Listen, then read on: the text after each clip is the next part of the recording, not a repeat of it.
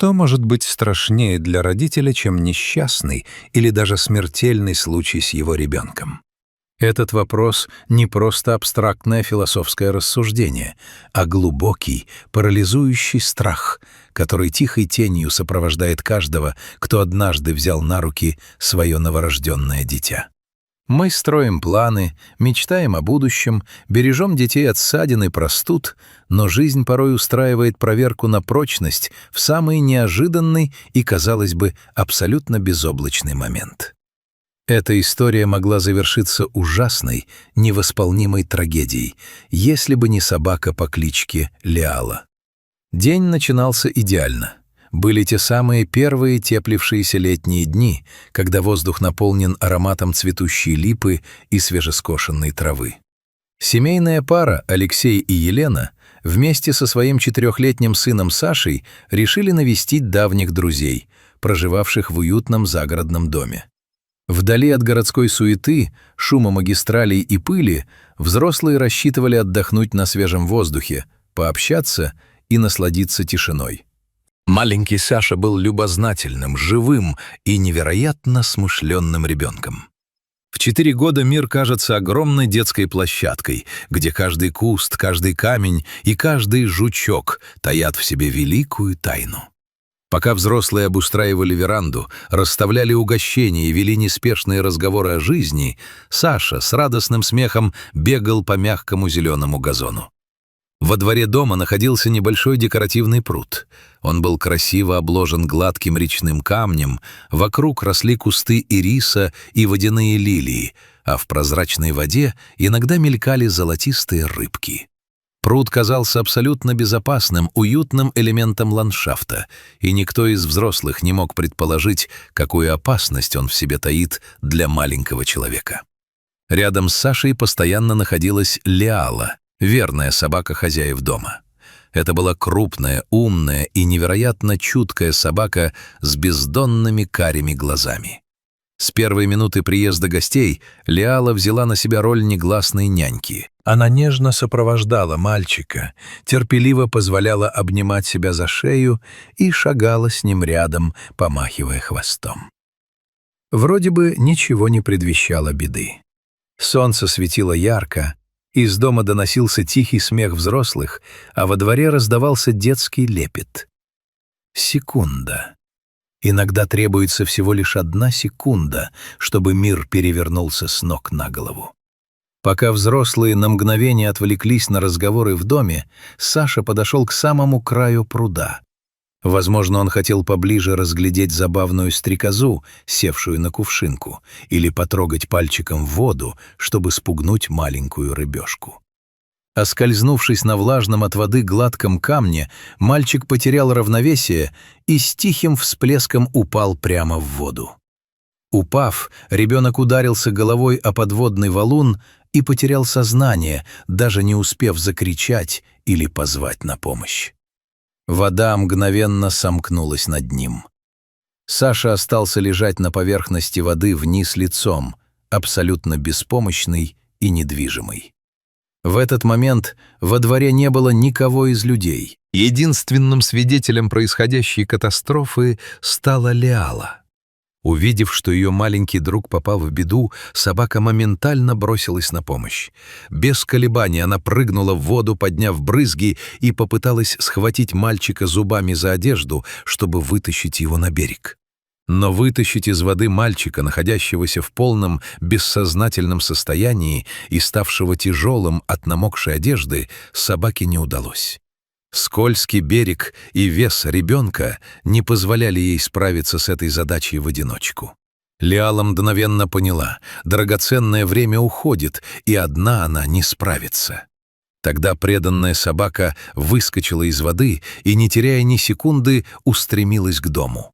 Она ворвалась на террасу и взмолилась о помощи единственным доступным ей способом.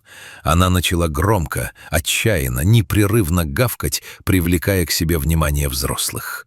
Это был необычный лай, с которым собаки встречают гостей или реагируют на шорох. В этом лае звучала настоящая паника, боль и призыв о помощи. Хозяева и родители Саши сразу почувствовали, что произошло что-то страшное.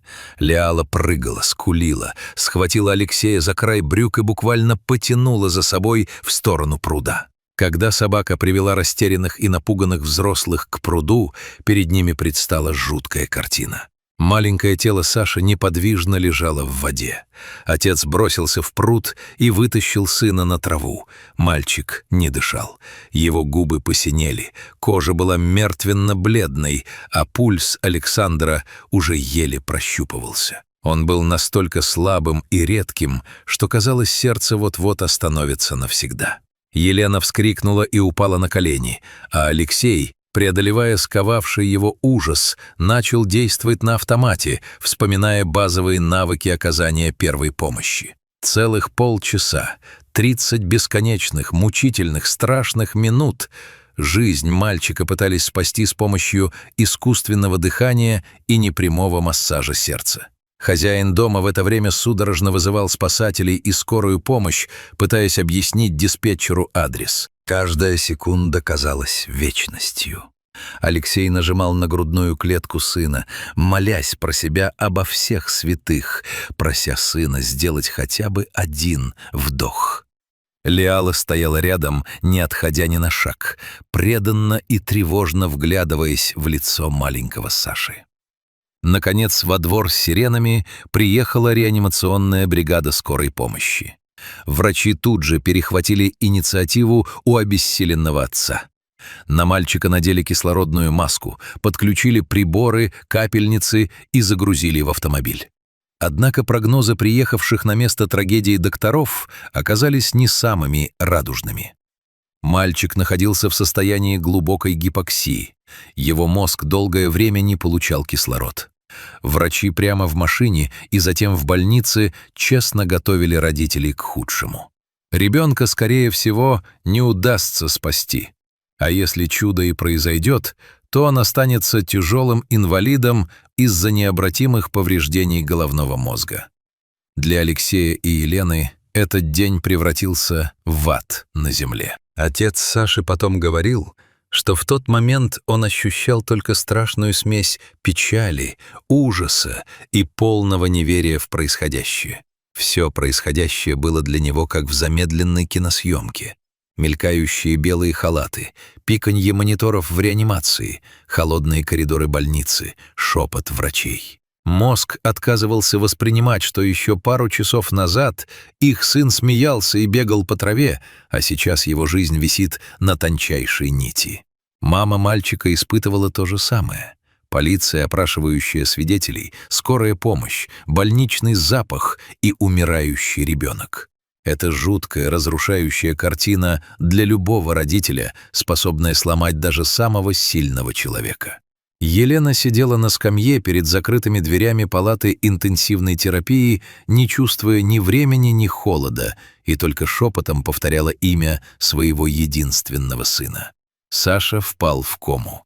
Первые сутки прошли в абсолютном неведении. Врачи не давали никаких гарантий, лишь качали головой и просили родителей готовиться к любому исходу. 2 дня, 48 часов полнейшей неизвестности, когда жизнь семьи остановилась. Алексей и Елена практически не спали и не отходили от стен реанимации. И вот на 3-й день произошло то, во что уже почти никто из медиков не верил. После 2 дней пребывания в коме Саша неожиданно шевельнул пальцами руки. Затем его веки затрепетали, и он медленно, со вздохом, открыл глаза. Мальчик посмотрел вокруг и тихо позвал маму. Для всего медицинского персонала это было настоящим чудом. Организм ребенка не просто выкарабкался из состояния клинической смерти и комы, но и, как показали последующие обследования, не получил тех страшных повреждений мозга, о которых предупреждали врачи. Функция дыхания и нервная система постепенно приходили в норму. Врачи лишь разводили руками.